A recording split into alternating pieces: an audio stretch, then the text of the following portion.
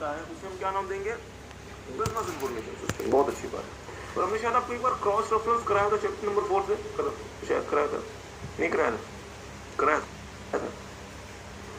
Okay, बच्चे खुद में कंफ्यूज, कुछ कह रहे हैं कराया था, कुछ कह रहे हैं नहीं कराया था। एनी हाउ, इसका मतलब ये हुआ कि आप लोग शायद रिवाइज नहीं करते हैं। हमने आपको एक छोटा सा क्रॉस रेफरेंस दिया था। हमने कहा था कि वो इन्फॉर्मेशन सिस्टम जो बिजनेस के पर्पस के लिए यूज होता है वो क्या कहलाता है, बिजनेस इन्फॉर्मेशन सिस्टम। बहुत अच्छी बात है। मेरी बात ध्यान दीजिएगा, कुछ पुरानी बातों को रिकॉल करने का समय है। It's a time to recall some old memories. कुछ पुरानी बातें रिकॉल करनी है हमें। बहुत ध्यान से मेरी बात को सुनिएगा। देखिएगा दोस्तों, हमने आपको कहानी सुनाई थी कि भाई अगर लेट्स से मुझे अपना बिजनेस चलाना है, बहुत ध्यान से मेरी बात को सुनिएगा, मुझे यदि अपना बिजनेस चलाना है, आई नीड इन्फॉर्मेशन। बिना इन्फॉर्मेशन के मैं एडहॉक बेसिस पे यदि अपना बिजनेस चलाऊंगा तो वो बिजनेस मेरा बहुत लंबे समय तक सस्टेन नहीं करेगा। बट सवाल ये बनता है कि यदि मुझे इन्फॉर्मेशन चाहिए तो ये इन्फॉर्मेशन मुझे क्या ईश्वर व्हाट्सएप करके बता देंगे कि लो बेटा ये तुम्हारे पास इन्फॉर्मेशन है? नहीं। तो जो मैकेनिज्म मुझे वो इन्फॉर्मेशन ला कर देगा उसे क्या नाम देते थे, इन्फॉर्मेशन सिस्टम। इसका मतलब ये हुआ कि इन्फॉर्मेशन सिस्टम एक मैकेनिज्म है जो कि मेरे लिए डेटा का कलेक्शन करेगा, स्टोरेज करेगा, प्रोसेसिंग करेगा, प्रोसेस करके उसे वो इन्फॉर्मेशन में कन्वर्ट करेगा और उस इन्फॉर्मेशन को एक जगह से दूसरी जगह ट्रांसफर करने में मुझे मदद करेगा। मींस इन्फॉर्मेशन सिस्टम एक ऐसा मैकेनिज्म है, information system is a mechanism which helps me in the collection of data, storage, processing of data, convert it's converted into information and transfer of information over from one place to another place. बहुत अच्छी बात, agree करते हैं। और आपने वहां पे एक छोटी सी चीज आपने और देखी थी, इन्फॉर्मेशन या टेक्नोलॉजी, इन्फॉर्मेशन टेक्नोलॉजी। और आपने देखा था दोस्तों कि इन्फॉर्मेशन टेक्नोलॉजी ने हमें दो चीजें दी है, क्या क्या, कंप्यूटर्स एंड टेलीकम्युनिकेशन नेटवर्क्स। और कंप्यूटर बेसिकली क्या होता है, हार्डवेयर और सॉफ्टवेयर। तो 1960s में इंफॉर्मेशन टेक्नोलॉजी इमर्ज हुआ। ध्यान दीजिएगा, information technology. But information system तो बहुत पहले से चलता है। हमारे देश में हजारों साल से राजा महाराजा राज किया करते थे। तो क्या राजा महाराजा एडहॉक बेसिस पे अपना राज चलाते थे? नहीं। उनके पास एक मैकेनिज्म होता था जिसके थ्रू वो डेटा का कलेक्शन करवाते थे, उसके प्रोसेसिंग कराते थे, स्टोरेज करवाते थे और फाइनली इन्फॉर्मेशन में कन्वर्ट कराते थे। और उस इन्फॉर्मेशन के बेसिस पे वो अपने राज्य के लिए पॉलिसीज बनाते थे। एग्री करते हैं? पर सर जी वहां पे वो सारा का सारा कुछ कैसे हो रहा था, मैनुअली हो रहा था। तो इन्फॉर्मेशन टेक्नोलॉजी के आने के बाद ये काम हम कैसे करेंगे, कंप्यूटर की मदद से और टेलीकम्युनिकेशन नेटवर्क की मदद से। आई होप आपको बात समझ आ रही है। ठीक बात है। तो ये बात मैंने शायद ऑलरेडी आपके साथ चैप्टर नंबर 2 में लिखी थी। ओके, बहुत अच्छी बात है। मेरी बात ध्यान दीजिएगा, इन्फॉर्मेशन सिस्टम करेगा क्या, डेटा का जो हमारा डेटा है उसका, इसको भी ड्रॉ नहीं करना, हम आपको सब कुछ बनवाएंगे। उसका इनपुट लेगा, उसे प्रोसेस करेगा, उसे आउटपुट में कन्वर्ट करेगा और उसको हो सकता है स्टोर भी कर ले भविष्य के लिए। और हमारे पास कंट्रोल का मैकेनिज्म होगा जिसको हम फीडबैक, बहुत अच्छा फीडबैक या फिर कंट्रोल कहते। और इस आउटपुट को आप क्या कर सकते हैं, कम्युनिकेशन नेटवर्क या फिर नेटवर्क्स की मदद से एक जगह से दूसरी जगह ट्रांसफर कर सकते हैं। बहुत अच्छी बात है, बहुत अच्छी बात है। तो ये हमारा इंफॉर्मेशन सिस्टम का फंक्शन या फिर टास्क है कि मेरा इंफॉर्मेशन सिस्टम क्या काम कर रहा है। ध्यान दीजिएगा, जो बच्चे भी आए बैठ जाए। ओके। और सर जी एक बात बताओ ना, अगर मेरे इंफॉर्मेशन सिस्टम को इनपुट लेना है, उसे प्रोसेस करके आउटपुट में कन्वर्ट करना है, स्टोरेज करना है, फीडबैक कंट्रोल करना है, तो उसके लिए उसके पास क्या क्या कंपोनेंट्स होते हैं। याद करिए, हमेशा आपको चैप्टर नंबर 2 में और 1 में भी बताया था कि इंफॉर्मेशन सिस्टम में कुछ बेसिक कंपोनेंट्स होते हैं। क्या क्या? सबसे पहले सर जी पीपल वो लोग होते हैं, अभी इसको नोट नहीं करना, पीपल वो लोग होते हैं जो कि मेरे इंफॉर्मेशन सिस्टम को बिल्ड करते हैं, एग्री करते हैं और इस्तेमाल करते हैं। मींस वो लोग जो कि इंफॉर्मेशन सिस्टम को बनाने के एक्सपर्ट्स हैं, स्पेशलिस्ट हैं और जो उसके एंड यूजर्स हैं। बहुत अच्छा। दूसरा, मेरे इंफॉर्मेशन सिस्टम में और क्या हो सकता है, हार्डवेयर हो सकता है। तीसरा, मेरे इंफॉर्मेशन सिस्टम और क्या हो सकता है, सॉफ्टवेयर हो सकता है। चौथा, मेरे इंफॉर्मेशन सिस्टम में मुझे क्या चाहिए, सर जी डेटा, क्योंकि डेटा का क्या होना है, इनपुट, और उस इनपुट से उसकी प्रोसेसिंग, स्टोरेज, आउटपुट और उसको फाइनली हम एक जगह से दूसरी जगह ट्रांसफर कर सकते हैं। और फाइनली हमें क्या चाहिए, नेटवर्क, क्योंकि नेटवर्क से ही आपका इंफॉर्मेशन एक जगह से दूसरी जगह ट्रांसफर होने वाला है। इतना हमने अभी तक आपके साथ कुछ नया नहीं किया, ये आपने ऑलरेडी कहां देखा हुआ था, चैप्टर नंबर 2 में। आपने ऑलरेडी कहां देखा था दोस्तों, चैप्टर नंबर 2 में। आई होप कि कोई बच्चा रिवाइज करके आया है। चैप्टर नंबर 3 भी हमारा खत्म हो चुका, 2 भी हो चुका खत्म, क्योंकि बच्चा वगैरह 7 भी खत्म हो चुका। बहुत अच्छी बात है। तो क्या रिवाइज कर लिया आपने, 1 तो खत्म हो गया, फ्लो चार्ट रिवाइज किया किसी ने घर पे? मुझे पता है 8 नंबर का फ्लो चार्ट आता है। हमने आपके साथ इतने डिटेल में, इतने अंडरस्टैंडिंग के साथ हमने आपके साथ फ्लो चार्ट किया। एक मिनट क्या कह रहे हैं? ओके, चैप्टर नंबर 3 रिवाइज कर लिया, ओके, बहुत अच्छी बात है। चैप्टर नंबर 3 बच्चे ने रिवाइज कर लिया, बहुत अच्छी बात है। इसी तरह अभी तक हमने आपके साथ कुछ नया नहीं देखा, ये सब कुछ हमने ऑलरेडी आपके साथ कवर किया है चैप्टर नंबर 2 ऑफ आईटी में, information system and IT fundamentals. वहां पे आपने देखा था कि इन्फॉर्मेशन सिस्टम का फंक्शन या फिर काम क्या है, इनपुट लेना, प्रोसेस करना, आउटपुट में कन्वर्ट करना, स्टोरेज करना और फीडबैक के थ्रू पूरे के पूरे मैकेनिज्म को कंट्रोल करना। एग्री करते हैं? और इनके लिए इन्फॉर्मेशन सिस्टम क्या क्या कंपोनेंट्स इस्तेमाल करता है, उसके पास पीपल होंगे जो कि उसको बनाएंगे। अब ईश्वर ने तो उसको धरती पे नहीं भेज दिया कि सर हमने सुबह अपनी खिड़की खोली और सामने इन्फॉर्मेशन सिस्टम पढ़ा था। ईश्वर ने हमें दिमाग दिया है, ईश्वर ने हमें मेहनत करने की क्षमता दी है, और बाकी तो सारा काम आपको करना पड़ेगा। ठीक बात है। पीपल, हार्डवेयर, सॉफ्टवेयर, डेटा और हमारे पास नेटवर्क होगा जिसकी मदद से हम इसे एक जगह से दूसरी जगह ट्रांसफर कर सकते हैं। ठीक बात है। अब मेरी बात पर ध्यान दीजिएगा, इतना तो आपने दोस्तों ऑलरेडी देखा था। हम आपके साथ इस वाले चैप्टर में क्या करने वाले, चैप्टर का नाम क्या है, बिजनेस इंफॉर्मेशन सिस्टम। इसका मतलब हम आपके साथ इस वाले चैप्टर में उन प्रकार के इंफॉर्मेशन सिस्टम्स के बारे में पढ़ने वाले हैं जो किस पर्पस के लिए इस्तेमाल होंगे, बिजनेस के पर्पस के लिए इस्तेमाल होंगे। जो कहां इस्तेमाल होंगे, बिजनेस के पर्पस के लिए इस्तेमाल होंगे। चलिए आगे बढ़ने से पहले हम आपके साथ शुरू करते हैं chapter number 4 information system. Okay, business information system. एक और छोटी सी बात, हाँ आपके पेज नंबर थोड़े से अलग हो सकते हैं क्योंकि मतलब पेज नंबर एक दो पेज इधर उधर हो, मतलब जो बुक होगी इसमें हो सकता है कि पेज नंबर 84 या फिर 85। Everything is same, word to word सब कुछ सेम रहेगा। Information system and information system हमने शायद आपको चैप्टर नंबर 2 में भी बताया था। इंफॉर्मेशन सिस्टम दो शब्दों से, दो वर्ड से मिलकर बना है। क्या क्या? इंफॉर्मेशन और सिस्टम। तो चलिए एक काम करते हैं, स्टार्ट से शुरू करते हैं।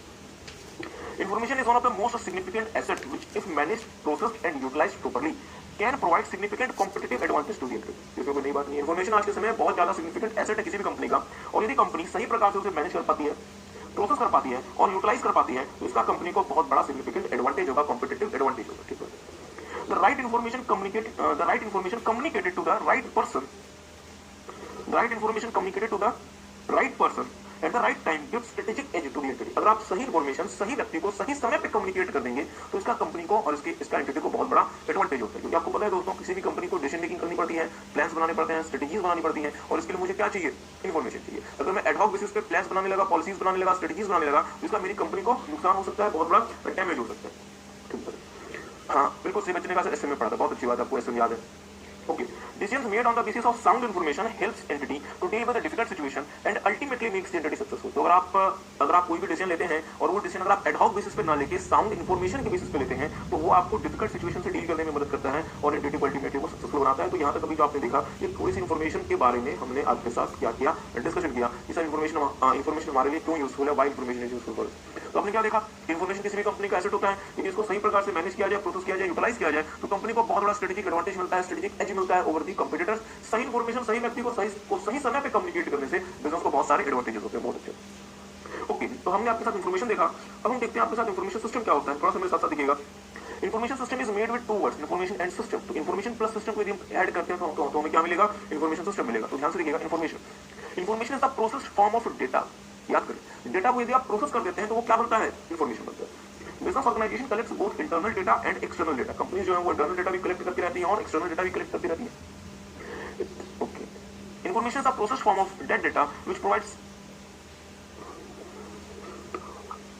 ओके ये यहाँ पे सम है, which provides some meaningful and useful results. इसका मतलब ये हुआ कि इन्फॉर्मेशन हमारे डेटा का प्रोसेस्ड फॉर्म है जो कि हमें कोई यूजफुल और कोई मीनिंगफुल रिजल्ट प्रोवाइड करे। ठीक बात है। तो देख लें, data versus information. Data is a raw facts, information is process version of data. जो हमारा जो डेटा होता है वो हमारा रॉ फैक्ट होता है और इन्फॉर्मेशन उस वाले डेटा का प्रोसेस्ड वर्जन होता है। जैसे फॉर एग्जांपल भारत देश में कुल मिला के कितने स्टूडेंट्स हैं, ये हमारे लिए क्या हो सकता है? डेटा हो सकता है। और यदि मैं अपने पर्पस के लिए उस वाले डेटा में प्रोसेसिंग करता हूं तो मुझे क्या मिलेगी? इन्फॉर्मेशन मिलेगी।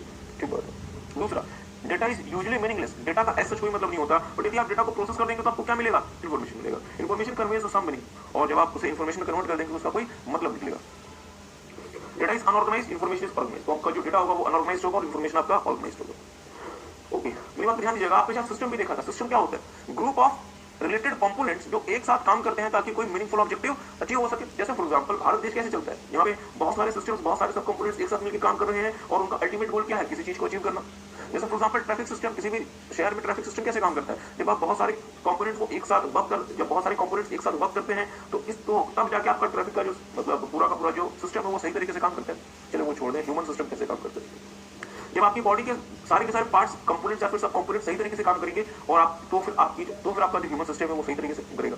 ठीक है, तो देखिएगा, system is a group of related elements working for reaching a common goal by taking input, processing it and producing output and having the feedback and control method. अब देखिए, इसमें आपने कुछ नया देखा। जैसे सुनिए बात, ध्यान दीजिएगा। सिस्टम क्या होता है? Group of related elements working for reaching a common goal.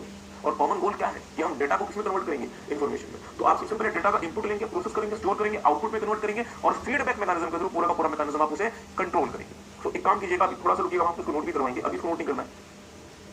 Information system, it is a combination of people, hardware, software, network and data resources। मतलब इंफॉर्मेशन सिस्टम में कुल मिला के कितने कंपोनेंट्स या रिसोर्सेज हैं? 5। क्या क्या? पीपल, हार्डवेयर, सॉफ्टवेयर, नेटवर्क और data resources. System takes input from user, produces output by processing it, then it will send it to the end user via network and a feedback method that controls the entire operation। तो ये तो फिर आपने already देखा था। Information system क्या करेगा? Data लेगा, इनपुट के फॉर्म में प्रोसेस करेगा, आउटपुट बनाएगा, प्रोसेस डेटा को स्टोर करेगा और इस पूरी की पूरी प्रक्रिया को कंट्रोल करेगा थ्रू फीडबैक मेथड। तो एक काम कीजिएगा, components resources of information system. Information system में कितने कंपोनेंट्स आपके रिसोर्सेज होते हैं? 5। ठीक बात है, क्या क्या? पीपल, हार्डवेयर, सॉफ्टवेयर, नेटवर्क और डेटा। तो एक काम कीजिएगा, मेरे साथ साथ लिखना शुरू कीजिएगा। हाँ, आपकी बुक में भी जो खाली स्पेस होगा तो आपको कोशिश करें कि इसी खाली स्पेस में लिखें, अलग से नोट्स ना बनाएं, क्योंकि हम चाहते हैं कि सब कुछ आपका एक ही जगह है, पता चला कुछ यहाँ कुछ वहाँ, तो अजीब से हालात होंगे। तो एक काम करेंगे, यहाँ जो खाली स्पेस, जो ब्लैंक स्पेस है, यहीं पे लिख रहे हैं। इसलिए हमने ये ब्लैंक स्पेस छोड़ा हुआ है और काफी हमने ब्लैंक स्पेस दिया हुआ है ताकि आप लिख सकें। नहीं, अगर कोई ब्लैंक स्पेस आपका बच गया तो वो बच गया, तो उससे क्या हो गया, लिखेंगे ऑफ इंफॉर्मेशन सिस्टम। यहाँ पे लिखा, आप लोग अकॉर्डिंगली मैच कर सकते हैं। The main purpose of information system, the main purpose of information system is to convert data into information. The main purpose of information system is to convert data into information. An information system depends upon the resources of people, hardware, software, data and network. मुझे बताएंगे information system क्या करता है, क्या करता है, क्या करता है, फंक्शन क्या परफॉर्म करता है? सर, इनपुट लेगा, प्रोसेस करेगा, स्टोरेज करेगा, आउटपुट में कन्वर्ट करेगा और फीडबैक कंट्रोल के थ्रू पूरा का पूरा ऑपरेशन कंट्रोल होगा। एग्री करते हैं? इस वाले फोटो को सबने बना लिया। इस वाले फोटो को आप लोग थोड़ा सा एक्सटेंड करेंगे। तो सर इनपुट कहां से लेंगे? डेटा से काम क्या ले लेंगे? इनपुट ले लेंगे, उसे प्रोसेस करने के लिए भेजेंगे, आउटपुट में कन्वर्ट करेंगे, प्रोसेस डेटा को हम भविष्य के लिए स्टोर कर लेंगे और इस पूरे के पूरे सिस्टम को हम फीडबैक या कंट्रोल में से हम क्या करेंगे? कंट्रोल करेंगे। पर सर जी आउटपुट को हमें ट्रांसफर भी तो करना पड़ेगा ना। हाँ, थ्रू नेटवर्क। तो ये हम एग्जाम के लिए, आपका ये नहीं है तो आप एग्जाम के लिए सिर्फ इतना पोर्शन बनाएंगे जो कि हमने रेड से लिखा हुआ है। बाकी ये जो आपका पोर्शन है डेटा वाला और ये जो मैनेजर को ट्रांसफर करना, ये सिर्फ आपके रेफरेंस के लिए, ये एग्जाम के लिए ये दोनों पोर्शन नहीं है। ठीक है, तो अब फिर से आएंगे जो हमने आपको लिखवाया है, देखेंगे।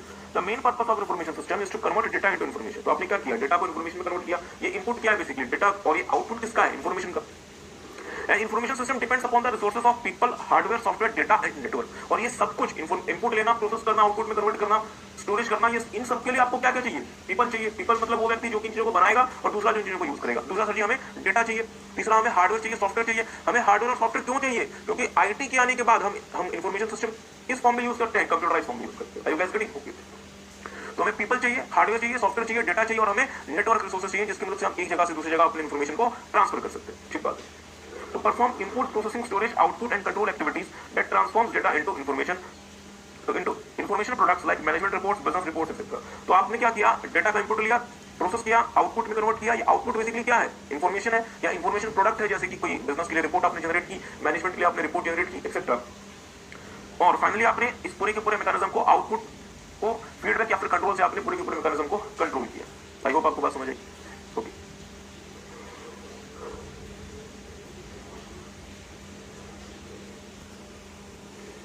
क्लियर समझ? ओके, अब मेरे साथ साथ दोबारा से देखिए सर जी हुआ क्या।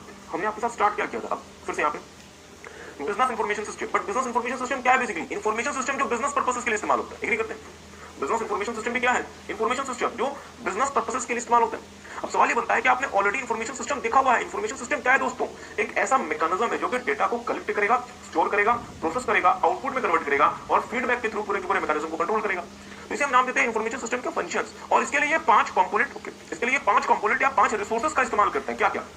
People resource. और अब आप बताएं पीपल किस किस फॉर्म में आ सकते हैं? स्पेशलिस्ट के फॉर्म में आ सकते हैं, मतलब वो लोग जो कि आपके सिस्टम को डिजाइन करेंगे, सॉफ्टवेयर को डेवलप करेंगे एक्सेट्रा। यूजर्स, कोई भी ऐसा व्यक्ति जो कि इंफॉर्मेशन सिस्टम को यूज करेगा वो हमारा यूजर कहलाएगा। बहुत अच्छी बात है। हार्डवेयर, हार्डवेयर 2 फॉर्म में आ सकता है, मशीन और मीडिया। मशीन में क्या सर जी? कंप्यूटर, प्रिंटर, स्कैनर, बहुत अच्छा आपने कहा, हब, स्विच एक्सेट्रा। ये सारे क्या है हमारे? क्या है हमारे? मशीन से तो है। और मीडिया क्या? Basically storage media. जैसे आप फ्लॉपी डिस्क किसी जमाने में यूज करते थे, मैग्नेटिक टेप यूज कर सकते हैं, कॉम्पैक्ट डिस्क यूज कर सकते हैं, इवन आप फ्लैश मेमोरी यूज कर सकते हैं। ओके, सॉफ्टवेयर तो 2 प्रकार की, प्रोग्राम और प्रोसीजर। प्रोग्राम में क्या? ऑपरेटिंग सिस्टम और एप्लीकेशन सॉफ्टवेयर। और एप्लीकेशन सॉफ्टवेयर में आप क्या यूज कर सकते हैं? स्प्रेडशीट यूज कर सकते हैं जैसे एमएस एक्सेल। दूसरा आप वर्ड प्रोसेसर यूज कर सकते हैं जैसे बहुत अच्छा एमएस वर्ड, बहुत अच्छा। प्रोसीजर, प्रोसीजर मतलब किस तरीके से हम अपने इंफॉर्मेशन सिस्टम को रन करेंगे, जैसे हम डेटा इनपुट कैसे करेंगे, मींस डेटा एंट्री का हमारा क्या प्रोसीजर होगा। दूसरा, अगर कोई एरर आ जाता है तो उस एरर को करेक्ट करने का हमारा क्या प्रोसीजर होगा एक्सेट्रा। चौथा हमें क्या चाहिए? डेटा। सर जी डेटा तो हमारा किसी भी चीज का हो सकता है, हमारे कस्टमर का, एम्प्लॉय का, हमारे सप्लायर का, हमारे कॉम्पिटिटर का, गवर्नमेंट का डेटा, किसी भी फॉर्म में डेटा हो सकता है। और फाइनली हमें क्या चाहिए? नेटवर्क। और याद करें चैप्टर नंबर 3 आपने पूरा का पूरा किसके बारे में किया था? नेटवर्क के बारे में। तो फिर वहां पे हमें क्या देखना है? कम्युनिकेशन मीडिया क्या हो सकता है?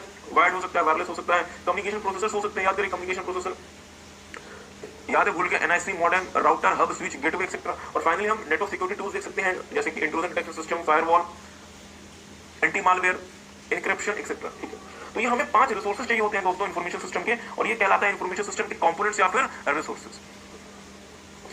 ओके, जिन बच्चों का स्पेस थोड़ा बहुत बच गया उसे बचे रहने दें, वहां पे कुछ नहीं लिखना आपको। Okay, now we are moving forward. ध्यान दीजिएगा, information system versus information technology हमने ऑलरेडी आपके साथ देखा हुआ था। इंफॉर्मेशन सिस्टम एक मैकेनिज्म है, डेटा को जो कलेक्ट करता है, प्रोसेस करता है, स्टोर करता है, आउटपुट में कन्वर्ट करता है। बट इंफॉर्मेशन टेक्नोलॉजी ने क्या दिया, कंप्यूटर्स दिया और टेलीकम्युनिकेशन नेटवर्क दिया, ताकि हम इन सारी की सारी चीजों को, डेटा का कलेक्शन, स्टोरेज, प्रोसेसिंग एक्सेट्रा, हम उसे मैनुअल तरीके से ना करके कैसे करें, ऑटोमेटिक तरीके से करें। बहुत अच्छा देखेंगे, information system and information technology are often used interchangeably, मतलब एक जगह, एक प्लेस की जगह दूसरे प्लेस में आप देख लेते हैं।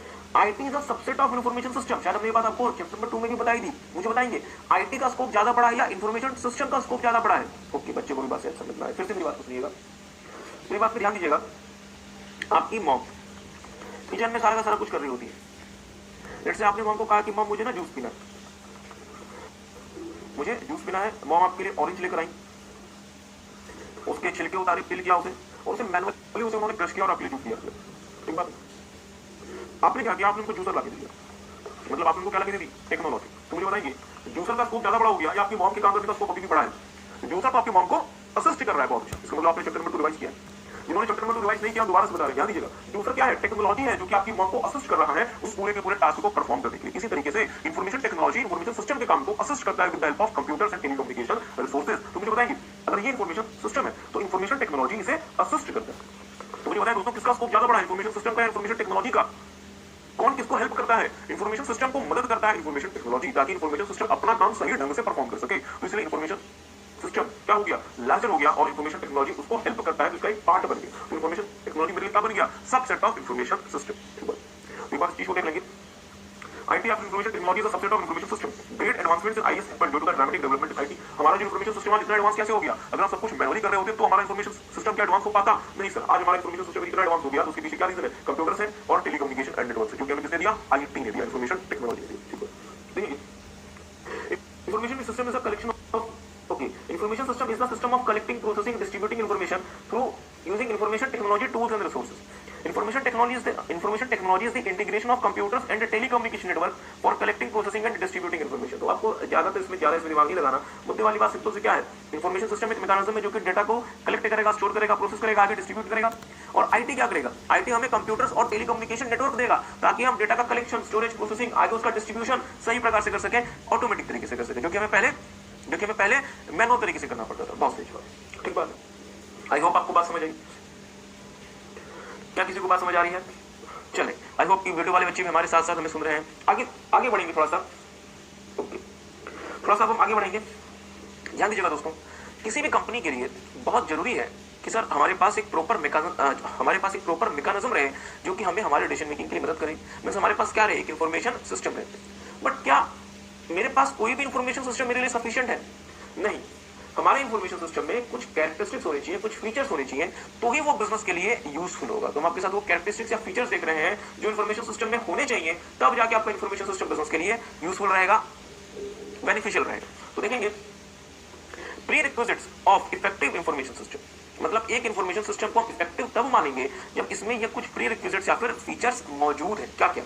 Information system will prove beneficial to the business organization only when it is able to store large capacity of data. मतलब इंफॉर्मेशन सिस्टम में वो क्षमता होनी चाहिए कि वो large capacity of data store कर सके, मतलब बहुत सारा डेटा स्टोर कर सके, क्योंकि बहुत huge quantity of data generally हमारे पास जनरेट हो रहा होता है। Okay, provide faster storage and access, बहुत तेजी से स्टोर कर सके और बहुत तेजी से हमें एक्सेस करके दे सके। प्रोवाइड फास्ट डेटा प्रोसेसिंग, उसे बहुत तेजी से प्रोसेस कर सके। Assist in business decision making, हमें हमारे डिसीजन मेकिंग में मदद करे। और finally ensure faster communication of information, और जब इंफॉर्मेशन आपका तैयार हो गया तो तेजी से एक जगह से दूसरी जगह उस इंफॉर्मेशन का कम्युनिकेशन करा के दे सके। तो मेरी बात ध्यान दीजिएगा, अगर एग्जाम में क्वेश्चन आता है कि कंपनी एक इंफॉर्मेशन सिस्टम डेवलप करा रही है, उस इंफॉर्मेशन सिस्टम में क्या क्या कैरेक्टरिस्टिक्स या फीचर्स होने चाहिए ताकि उस इंफॉर्मेशन सिस्टम को कंपनी के पर्पस के लिए इफेक्टिव माना जाएगा, तो आपका आंसर क्या होगा कि सर उसमें large capacity of data store करने की क्षमता होनी चाहिए, तेजी से स्टोरेज हो, तेजी से एक्सेस हो, तेजी से प्रोसेसिंग हो, तेजी से फास्टर वे में एक जगह से दूसरी जगह कम्युनिकेशन हो, और हमें हमारे डिसीजन मेकिंग के लिए वो असिस्ट करे, मतलब हमें डिसीजन मेकिंग में वो मदद करे। ठीक बात, तो टेक सम टाइम, एक बार देख लें pre requisites of effective information system.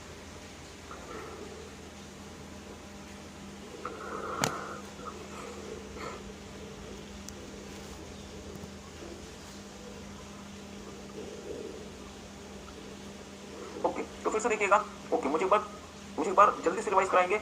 Information system के क्या क्या कंपोनेंट्स या फिर रिसोर्सेज होते हैं? पीपल, किस फॉर्म में? स्पेशलिस्ट और यूजर, बहुत अच्छा। दूसरा, हार्डवेयर, कैसा कैसा, मशीन और मीडिया, बहुत अच्छा। सॉफ्टवेयर, कैसे कैसे, प्रोग्राम्स एंड प्रोसीजर्स, बहुत अच्छा, डेटा और फाइनली नेटवर्क। ठीक है, तब हमारी इंफॉर्मेशन सिस्टम को इफेक्टिव माना जाएगा जब वो large capacity of data store कर सके, मतलब large quantity of data store कर सके।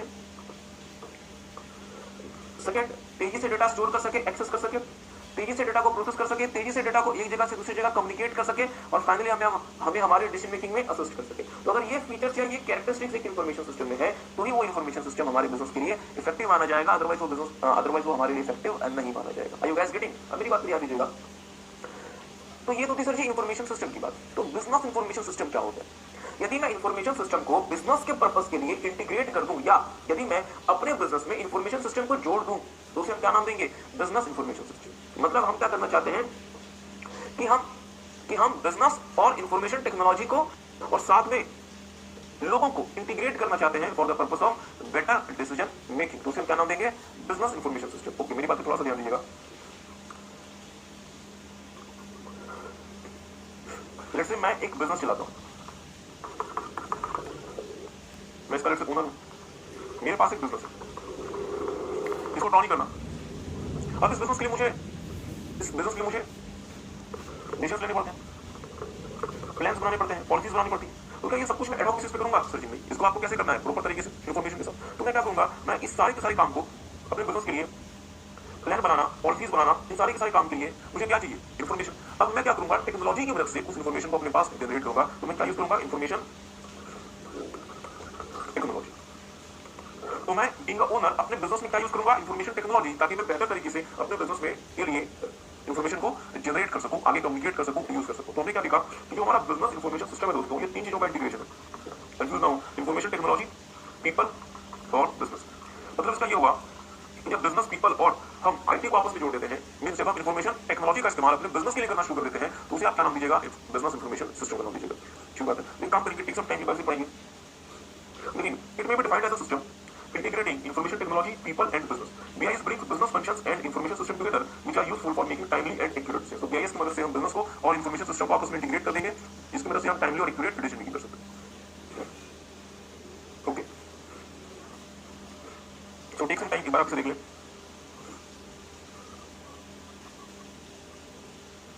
अब मेरी बात पे आई होप कि आपने देख लिया सबने। ओके, अब मेरी बात ध्यान दीजिएगा, बहुत ज्यादा मेरी बात को ध्यान से सुनिएगा। आपको पता है दोस्तों, किसी भी कंपनी का जो ऑर्गेनाइजेशन स्ट्रक्चर होता है वो तीन लेयर्स में डिवाइडेड होता है। टॉप या फिर स्ट्रेटेजिक, मिडिल या फिर बिजनेस, और ऑपरेशन। एग्री करते हैं? तो ये बताएंगे, हमने शायद आपको एप्पल कंपनी के एग्जांपल को शायद हमने आपको एक बार बताया था कि एप्पल कंपनी के टॉप में कौन होंगे? उसके सीईओ, उसके बाद आईफोन के मैनेजर, इसके बाद आईफोन का प्रोडक्शन मैनेजर, इसके बाद आईफोन का प्रोडक्शन मैनेजर। एग्री करते हैं? क्या एप्पल के सीईओ को डिसीजन लेने पड़ेंगे? कुछ फैसले लेने पड़ेंगे? हाँ सर। तो क्या एप्पल के सीईओ एड हॉक बेसिस पे कंपनी के लिए डिसीजन ले लें? नहीं, बट ऑब्वियस बात है। इसी तरीके से आईफोन के मैनेजर को भी क्या डिसीजन लेने पड़ेंगे? हाँ, तो इसके लिए क्या इनको इन्फॉर्मेशन चाहिए? हाँ सर, इनको भी इन्फॉर्मेशन चाहिए। और फाइनली आईफोन का जो प्रोडक्शन मैनेजर है, इसे भी थोड़े बहुत डिसीजन लेने पड़ेंगे ऑपरेशनल नेचर के, और इसके लिए भी इसे क्या चाहिए? इन्फॉर्मेशन चाहिए। एग्री करते हैं? अब मेरी बात ध्यान दीजिएगा, अगर एप्पल के सीईओ को इन्फॉर्मेशन चाहिए, आईफोन के मैनेजर को इन्फॉर्मेशन चाहिए, और यदि आईफोन के प्रोडक्शन मैनेजर को इन्फॉर्मेशन चाहिए, तो तीनों लोगों को इन्फॉर्मेशन कौन ला के देगा? सर जी, इन्फॉर्मेशन को लेकर आने वाले मैकेनिज्म को हम क्या नाम देते हैं? Information system. एग्री करते हैं?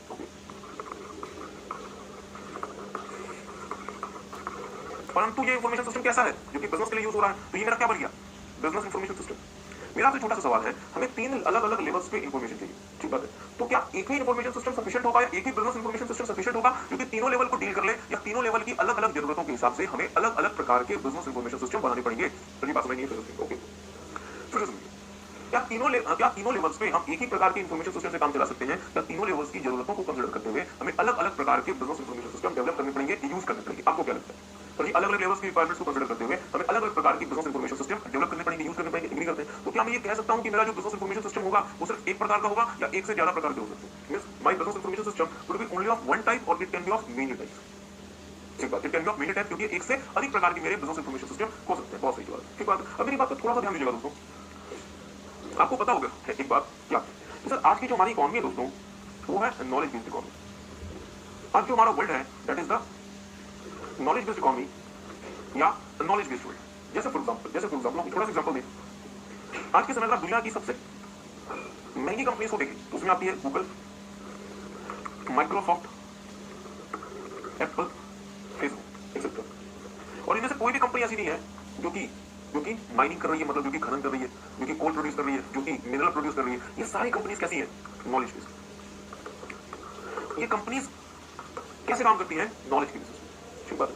इसलिए इस ग्लोबल इकोनॉमी में, इस नॉलेज इकोनॉमी में सर्वाइव करने के लिए क्या मुझे नॉलेज को रिस्पेक्ट देना पड़ेगा, या मैं नॉलेज को इग्नोर करके चलूं और मैं नॉलेज को कंसीडर ना करूं, या मुझे नॉलेज को रिस्पेक्ट देनी पड़ेगी? मुझे नॉलेज को रिस्पेक्ट देनी पड़ेगी। ओके, मुझे नॉलेज को रिस्पेक्ट देनी पड़ेगी। नॉलेज को रिस्पेक्ट देने के चक्कर में क्या मैं नॉलेज का एक स्मारक बनवा दूं और उसके ऊपर लिखवा दूं नॉलेज? रिस्पेक्ट मिल गई उसको? नहीं। तो सोचिए नॉलेज को कैसे रिस्पेक्ट दे सकते हैं? ध्यान दीजिएगा, आज के समय कंपनीज के लिए बहुत महत्वपूर्ण है कि उनको नॉलेज का एक प्रॉपर मैकेनिज्म बना के चलना पड़ेगा। इसलिए उन्होंने अपने ऑर्गेनाइजेशनल स्ट्रक्चर में नॉलेज को भी इनकॉर्पोरेट कर लिया। तो पहले हमारा ऑर्गेनाइजेशन स्ट्रक्चर कैसा था? ध्यान से देखेंगे, टॉप, मिडिल और ऑपरेशनल। अब ये कुछ ऐसा बन गया, top, middle, knowledge and operational. मतलब हमने एक नया लेयर इंट्रोड्यूस कर लिया अपने ऑर्गेनाइजेशन में, जिसको हमने क्या नाम दिया? नॉलेज लेयर या नॉलेज लेवल। आई होप आपको बात समझ आई होगी।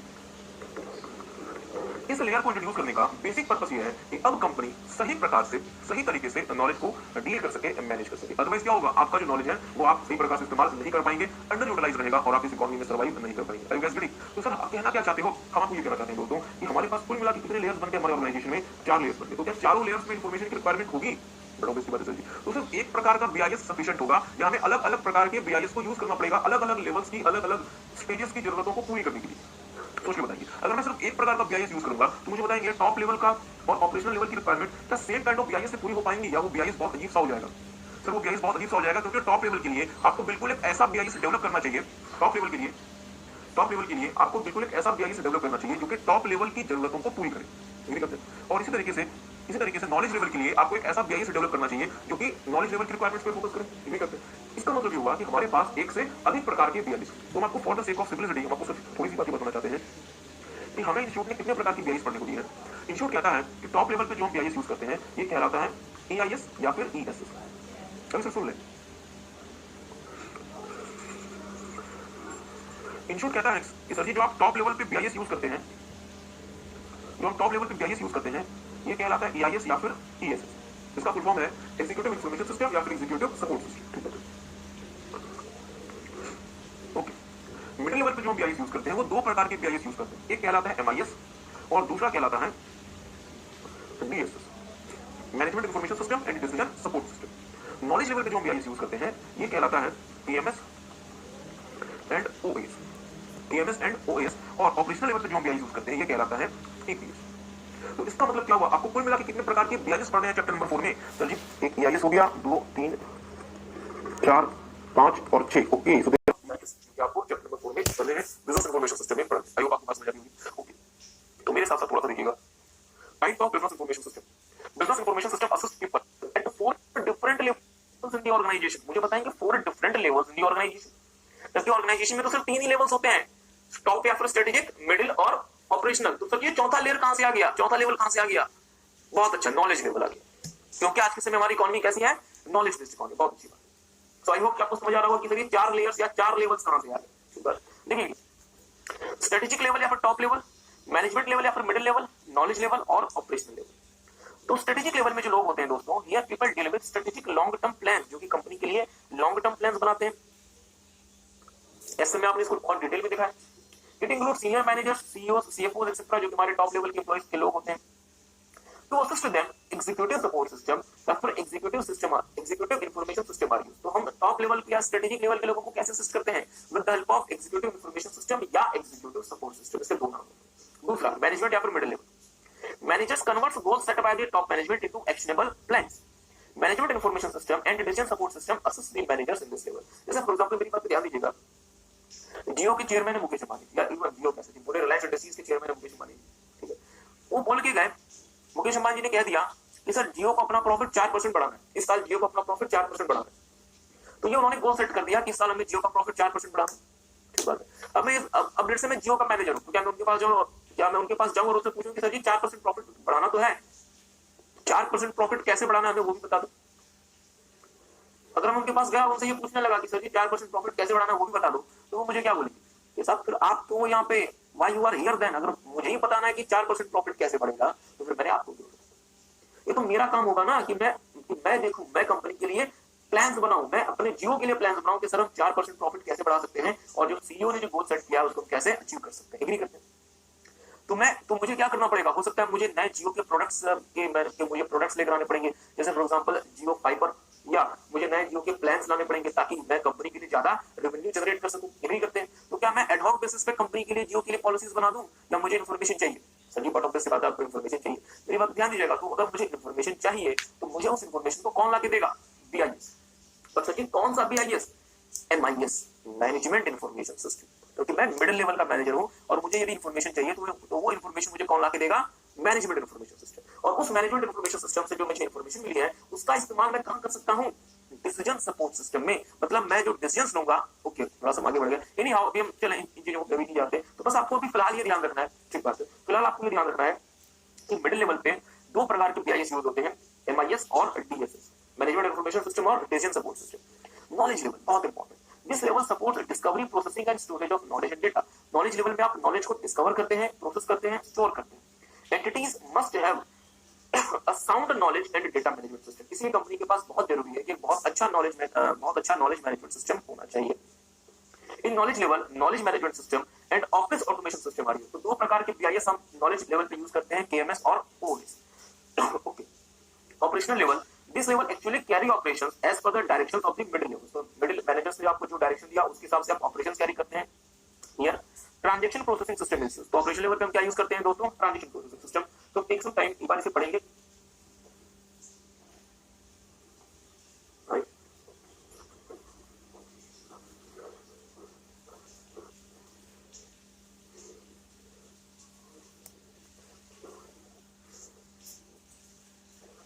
हाँ, या डिफरेंस क्या है या फिर अलग अलग लेवल्स पे हम कहां बीआईएस यूज करते हैं, तो देखेंगे। Operational level strategic task perform, here we are responsible for formulating long term strategies and plans for the organisation. कौन से लोग हैं? Senior manager, CEO, CFO etcetera. और कौन सा बीआईएस यूज होता है? ईएसएस या फिर EIS. Management after middle level, here managers set to achieve the long term strategic objectives, set goals and make decisions to achieve those goals, दो strategic objective. मतलब ये हुआ कि जो आपके सीईओ ने जो गोल्स एस्टैब्लिश कर दिया, अब मैनेजमेंट लेवल उन गोल्स को एग्जीक्यूट कैसे करना है उसके लिए काम करेगा। Middle managers, general managers etcetera, MIS और DSS. Knowledge level, here people are concerned with the discovery, processing and storage of knowledge and data. तो हम यहाँ पे क्या यूज करते हैं? नॉलेज।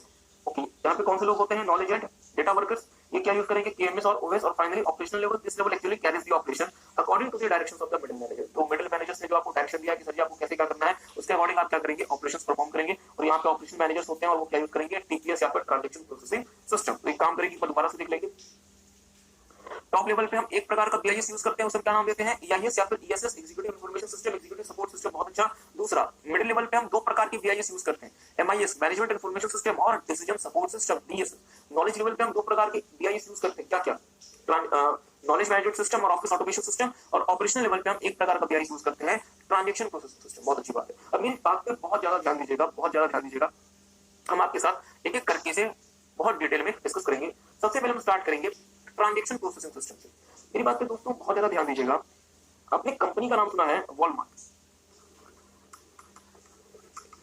वॉलमार्ट का रोज का तकरीबन 10,000 करोड़ रुपीस का सेल है। 10,000 करोड़ रुपए रोज का टर्न हुआ है, 10,000 करोड़ रुपए। इसका मतलब क्या हुआ? डेली वॉलमार्ट में मिलियंस ऑफ ट्रांजेक्शन होती है। डेली वॉलमार्ट में मिलियंस ऑफ ट्रांजेक्शन होती होंगी, क्योंकि रोज का 10,000 करोड़ का टर्न हो रहा है, तो करोड़ों ट्रांजेक्शन रोज होते होंगे। ओके, अब मेरी बात ध्यान दीजिएगा। ये जितने भी ट्रांजेक्शन होते हैं, इन ट्रांजेक्शन को क्या सही प्रकार से प्रोसेस करना पड़ेगा, और अकॉर्डिंगली इन ट्रांजेक्शन की मदद से हम कंपनी के लिए डिसीजंस ले सकते हैं। जैसे फॉर एग्जांपल हमें पता चला कि सर 5,000 रुपए की शॉपिंग करने वाले लोगों की संख्या कम हो गई, तो हम क्या करेंगे? हम हो सकता है स्कीम लेकर आ जाए कि सर जो लोग 5,000 रुपए से ज्यादा की शॉपिंग करेंगे उनको 10% का हम कैशबैक ऑफर करेंगे। भी करते हैं। ये हमें पता चला कि सर बहुत सारे लोग आते हैं और जो कि सिर्फ एफएमसीजी प्रोडक्ट्स खरीद के जाते हैं, इलेक्ट्रॉनिक्स के आइटम्स परचेज नहीं करते। तो हम हो सकता है कि इलेक्ट्रॉनिक्स के आइटम में हम अलग से कोई स्कीम लेकर आए। तो हमें क्या चाहिए दोस्तों? इन्फॉर्मेशन चाहिए, ताकि उसके बेसिस पर कोई डिसीजन ले पाए, क्योंकि हम एड हॉक बेसिस पर डिसीजन नहीं लेना चाहते, एग्री करते हैं। तो हमें टीपीएस उसी प्रकार से हमें असिस्ट करेगा डिसीजन मेकिंग प्रोसेस के लिए। तो एक काम करेंगे, अगले पेज में आएंगे, मतलब इसी पेज में आएंगे, टीपीएस ट्रांजैक्शन प्रोसेसिंग सिस्टम, और मेरे साथ साथ लिखना शुरू करेंगे। लिखेंगे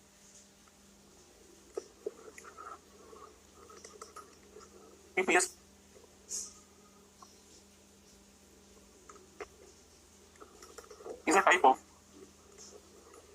TPS is a type of, हमने सफिशिएंट स्पेस यहाँ पे छोड़ा हुआ है, लिखेंगे TPS is a type of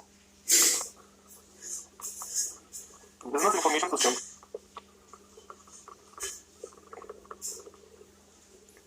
that collects, stores, processes the day-to-day transaction data of an enterprise। मतलब हमारे पास जो भी डेली के ट्रांजेक्शन हो रहे हैं उन सारे के सारे ट्रांजेक्शन को सही प्रकार से मैनेज करने के लिए हमें क्या चाहिए? टीपीएस। जो क्या करेगा? रोज के जो हमारे ट्रांजेक्शन के डेटा है उसे कलेक्ट करेगा, स्टोर करेगा, प्रोसेस करेगा कंपनी के लिए। ओके, आगे लिखिएगा टीपीएस आर्किटेक्चर।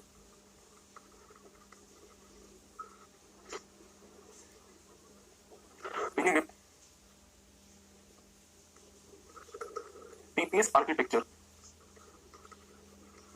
includes, सबसे पहला लिखेंगे डेटा एंट्री। सबसे पहला डेटा एंट्री।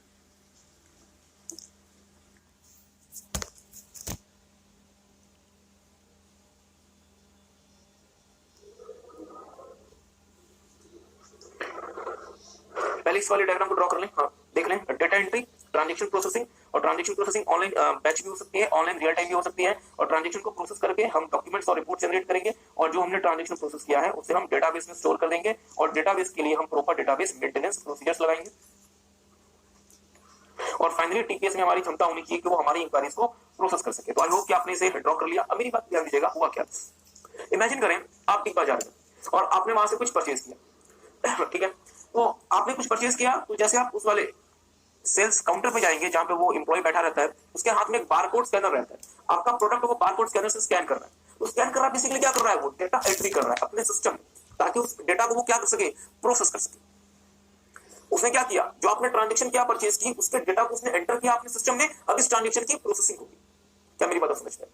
और अगर आपने लेट्स से जो परचेज किया और वो जो प्रोसेसिंग होगी वो उसी से उसका रिजल्ट आपको दे देगी और आपके हाथ में एक बिल आ जाएगा। एग्री करते हैं? और वो जो डेटा जो आपका प्रोसेस हुआ वो डेटा क्या डिलीट हो जाएगा या कंपनी के डेटाबेस में जाके जमा होगा, क्योंकि इसी से आपके अकाउंट्स बननी है, इसी से आपका कैश लेजर अपडेट होना है, इन्वेंटरी रिकॉर्ड अपडेट होने हैं।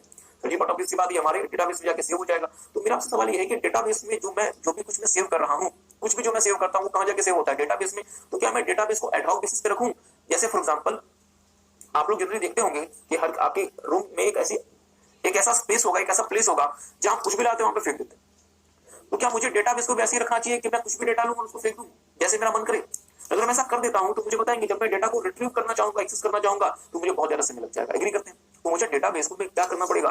प्रॉपर मेंटेनेंस करना पड़ेगा, ताकि मैं सही तरीके से उसे रिट्रीव कर सकूं, एक्सेस कर सकूं, और मुझे जैसे रिक्वायरमेंट होगी मैं अपने डेटाबेस से डेटा को एक्सेस कर सकता हूं। एग्री करते हैं? तो मेरे साथ साथ देखिएगा, आपने क्या किया?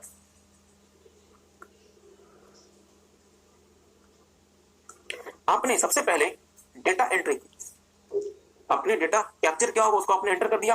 किसके लिए एंटर कर दिया? प्रोसेसिंग के लिए। ट्रांजेक्शन को आपने प्रोसेस करने के लिए भेज दिया। प्रोसेसिंग दो तरीके से हो सकती है, बैच प्रोसेसिंग और ऑनलाइन या फिर real time processing. Batch processing का मुझे बस मुश्किल बताएंगे, यदि मैं पोस्टपेड कनेक्शन यूज करता हूं एयरटेल का या जियो का, मैंने कॉल किया, क्या मैंने कोई ट्रांजेक्शन की, ट्रांजेक्शन कर दी, तो क्या उस कॉल को करने के बाद तुरंत मेरा बिल मेरे पास आ जाए, या सर मैं एक महीने तक जो कॉल करूंगा वो बैच के रूप में एक्यूमुलेट होगा और एक महीने के बाद वो सारे के सारे ट्रांजेक्शन एक बार में प्रोसेस हो जाएंगे? तो अगर कोई ऐसा मैकेनिज्म है वो क्या कहलाएगा? Batch processing. तो लेट्स से मैं बिग बाजार या मैं कुछ परचेज करता हूं, तो क्या ये नियम रहेगा कि 1 घंटे तक के सारे ट्रांजेक्शन एक बार में प्रोसेस होंगे, या हर एक कस्टमर के ट्रांजेक्शन को प्रोसेस करके आप उसको बिल पकड़ा देंगे? सर जो हमारे कस्टमर के ट्रांजेक्शन को प्रोसेस करके उसे बिल पकड़ा देंगे। तो हमारा जो प्रोसेसिंग है वो बैच भी हो सकती है, ऑनलाइन या फिर रियल टाइम भी हो सकती है, जहां पे इमीडिएटली आपका ट्रांजेक्शन प्रोसेस हो जाएगा। मेरी बात ध्यान दीजिएगा दोस्तों, ऑनलाइन और रियल टाइम में एक समानता होती है। समानता ये होती है कि यहाँ पे आपका ट्रांजेक्शन तुरंत प्रोसेस होता है, बट एक डिफरेंस होता है जो कि आप चैप्टर नंबर 5 में डिटेल में देखिएगा। ऑनलाइन में जो प्रोसेसिंग का काम कर रहा होता है, ऑनलाइन में जो इनपुट आ रहा होता है वो जनरली ह्यूमन एलिमेंट द्वारा आ रहा होता है, बट रियल टाइम में क्या हो रहा होता है, ये जो इनपुट्स आ रहे होते हैं ये जनरली ह्यूमन एलिमेंट्स नहीं आ रहे होते, सेंसर्स की मदद से आ रहे होते हैं। ये इनपुट कहां से आ रहे होते हैं? सेंसर्स की मदद से आ रहे होते हैं। आई होप आपको बात समझ आई। ओके, हाँ चैप्टर नंबर 5 में इसको आप डिटेल में देखिएगा कि बैच प्रोसेसिंग, ऑनलाइन और रियल टाइम प्रोसेसिंग क्या होता है। ओके, मैंने ट्रांजेक्शन को प्रोसेस कर दिया। अब क्या इस ट्रांजेक्शन को प्रोसेस करके मैं इसे डिलीट कर दूं या भविष्य के लिए स्टोर करूं, और मैं कहां स्टोर करूंगा, डेटाबेस में। बट क्या मैं डेटाबेस में स्टोर तो कर दूंगा और रोज के मेरे लाखों ट्रांजैक्शंस डेटाबेस में स्टोर हो रहे हैं, तो इसके लिए मुझे क्या करना पड़ेगा, प्रॉपर तरीके से अपने डेटाबेस को मेंटेन करना पड़ेगा। हमेशा ये डेटाबेस मेंटेनेंस एग्री करते हैं। जो मैंने ट्रांजैक्शन प्रोसेस किया, उस प्रोसेस ट्रांजैक्शन से मैं क्या जनरेट कर सकता हूं, डॉक्यूमेंट और रिपोर्ट। अपनी जरूरतों के हिसाब से मैं डॉक्यूमेंट्स और रिपोर्ट जनरेट कर सकता हूं। जैसे फॉर एग्जांपल वॉलमार्ट हो सकता है जो टीपीएस बनाए, उसमें वॉलमार्ट ये बोले कि हमें हर शाम को एक रिपोर्ट चाहिए जो ये बताएगी कि हमने आज के दिन हमने कैश सेल कितना किया, क्रेडिट सेल कितना किया, हमने वो सेल कितना किया जो कि 10,000 से ज्यादा का था, हमने वो सेल कितना किया जो कि 100 से कम का था। एग्री करते हैं। मींस हमें टीपीएस क्या जनरेट करके देगा, हमारी रिक्वायरमेंट के हिसाब से डॉक्यूमेंट्स और रिपोर्ट जनरेट करके देगा, ताकि आप अकॉर्डिंगली उसके बेसिस पे डिसीजंस ले सकते हैं। बट मेरा एक छोटा सा सवाल, मेरी बात ध्यान दीजिएगा, ये जो आपका प्रोसेस, ये जो है आपका इंक्वायरी प्रोसेसिंग, ये टीपीएस में नया नया फीचर ऐड हुआ है। मेरी बात पे ध्यान दीजिएगा। लेट्स से मैं बिग बाजार का मैनेजर हूं और बिग बाजार के पास एक टीपीएस है और वो टीपीएस मुझे हर शाम को बता देता है कि सर आज की टोटल सेल कितनी है, 10,000 से ज्यादा की सेल कितनी है, 100 रुपए से कम की सेल कितनी है, और आपके वीकली सेल कितनी है, मंथली सेल कितनी है। ये मुझे सारी जानकारी दे देते हैं। मुझे बताएं, क्या मुझे इन सारे स्टैंडर्ड जानकारियों के अलावा भी कोई ऐसी जानकारी मुझे हो सकता है कि रिक्वायर्ड हो? जैसे फॉर एग्जांपल लेट्स से मुझे वो बता देता है कि सर कितने लोगों ने 10,000 से ज्यादा की शॉपिंग की, कितने लोगों ने 100 रुपए से कम की शॉपिंग की। क्या मुझे ये भी जानना पड़ सकता है कितने लोगों ने 2,000 रुपए की शॉपिंग की पिछले महीने, ताकि हम अकॉर्डिंगली कोई नई पॉलिसी लेकर आ सके?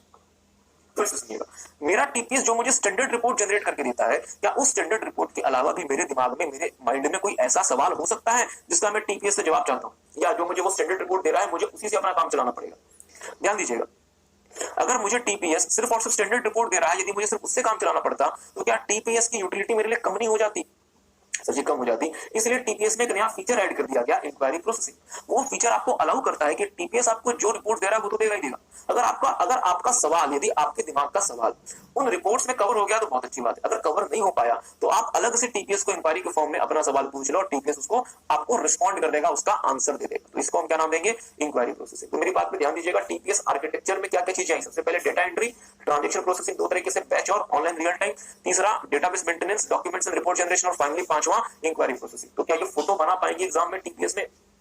ओके, तो थोड़ा सा एक बार फिर से देख लीजिएगा, हमने आपको स्टार्टिंग से टीपीएस में क्या करवाया। TPS is a type of business information system. TPS एक प्रकार का बिजनेस इंफॉर्मेशन सिस्टम है जो कलेक्ट करता है, स्टोर करता है, प्रोसेस करता है day to day transaction data of enterprise. जो रोज के जो ट्रांजैक्शन डेटा है किसी भी कंपनी के, उसको वो कलेक्ट करता है, स्टोर करता है, प्रोसेस करता है। टीपीएस आर्किटेक्चर में सबसे पहले हम डेटा को एंटर करते हैं, किसमें, टीपीएस के सिस्टम में। The first step involved in TPS is to capture business data for its further processing. और जैसे बिग बाजार में स्कैनर से, बारकोड स्कैनर से उसने आपके प्रोडक्ट को स्कैन किया, तो वो क्या कर रहा है, डेटा को कैप्चर कर रहा है, ताकि वो डेटा को टीपीएस में इंटर कर सके for its further processing. Okay, इसके बाद क्या होगा, आपने डेटा को एंटर कर दिया, तो सोचिए क्यों एंटर किया डेटा को, प्रोसेसिंग करने के लिए। TPS processes transactions in two ways. पहला बैच प्रोसेसिंग। बैच प्रोसेसिंग में क्या होगा दोस्तों, बैच प्रोसेसिंग में क्या होगा डियर, जहां पे आपके जो ट्रांजैक्शंस है वो एक्यूमुलेट होंगे, मींस जमा होंगे बैचेस के फॉर्म में, और एक फॉर अ पर्टिकुलर पीरियड वो बैचेस के फॉर्म में जमा होंगे। फिर सारे के सारे ट्रांजैक्शंस एक बार में, उस बैच के सारे ट्रांजैक्शंस एक बार में प्रोसेस हो जाएंगे। जैसे फॉर एग्जांपल लेट्स से मैं किसी कंपनी का क्रेडिट कार्ड लेता हूं, मैंने कोई शॉपिंग की, क्या जैसे मैंने शॉपिंग की मेरे पास तुरंत बिल आ जाएगा, या मेरे पास बिल जनरली 1 महीने के बाद आता है?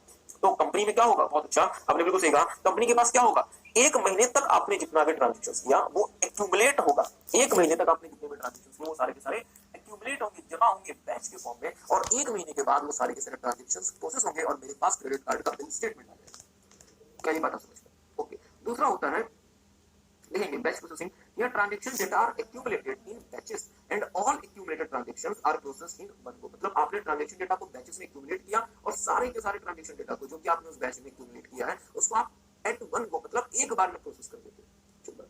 दूसरा ऑनलाइन रियल टाइम प्रोसेसिंग। ध्यान दीजिएगा, ऑनलाइन रियल टाइम प्रोसेसिंग, मैं यदि एयरटेल का या जियो का प्रीपेड कनेक्शन यूज करता हूं, मैंने कॉल किया, क्या 1 महीने के बाद जाकर मेरा बैलेंस कटेगा? तुरंत ही मेरा बैलेंस कट गया, तुरंत ही कट गया। तो सर जी यहाँ पे जो बैलेंस शीट कट रहा है, यहाँ कोई ह्यूमन एलिमेंट इन्वॉल्व है या मशीनें ही सारा काम कर रही है? सर जी मशीनें सारा काम कर रही है। ओके, दूसरा एग्जांपल, मैंने डेबिट कार्ड से शॉपिंग की, मैंने डेबिट कार्ड से पेमेंट कर दी, मेरा डेबिट कार्ड से मेरे खाते से पैसा 1 महीने के बाद कटेगा या इमीडिएटली कट गया? सर इमीडिएटली कट गया। फिर क्या कोई ह्यूमन इन्वॉल्व है या सब कुछ मशीनें कर रही है? मशीनें कर रही है। मतलब जहाँ पे ट्रांजैक्शन मशीनें एज इट इज परफॉर्म कर रही है वो रियल टाइम है, जहाँ पे human as it is perform करे वो ऑनलाइन। ऑनलाइन और रियल टाइम में समानता ये होती है कि ट्रांजैक्शन आपका तुरंत प्रोसेस होता है। अंतर सिर्फ इतना होता है कि ऑनलाइन में ह्यूमन एलिमेंट इन्वॉल्व होता है और रियल टाइम में मशीनें और सेंसर काम करते हैं। आई होप आपको बात समझ आई। एक बात, हाँ चैप्टर नंबर 5 बिल्कुल सही। चैप्टर नंबर 5 में इसको आप डिटेल में देखेंगे, रियल टाइम क्या होता है, ऑनलाइन क्या होता है, बैच क्या होता है। देखेंगे ये transactions are processed immediately after their. जैसे आपका ट्रांजैक्शन अगर होगा वैसे ये इमीडिएटली प्रोसेस हो जाएगा। डेटाबेस में। मुझे बताएंगे दोस्तों, सारा का सारा ट्रांजेक्शन प्रोसेस होकर कहाँ जमा होगा? डेटाबेस में। डेटाबेस में क्या बेतरतीब तरीके से, मतलब जैसे मन में आप वैसे अपना डेटा फेंक दें, स्टोर कर दें, या प्रॉपर तरीके से आपके पास डेटाबेस का मेंटेनेंस होना चाहिए। सही, प्रॉपर तरीके से हमारे पास डेटाबेस का मेंटेनेंस होना चाहिए। और मुझे बताएं, याद करें चैप्टर नंबर 2, डेटाबेस आप 4 तरीके से क्रिएट कर सकते थे। कैसे कैसे? हायरार्किकल, नेटवर्क, रिलेशनल और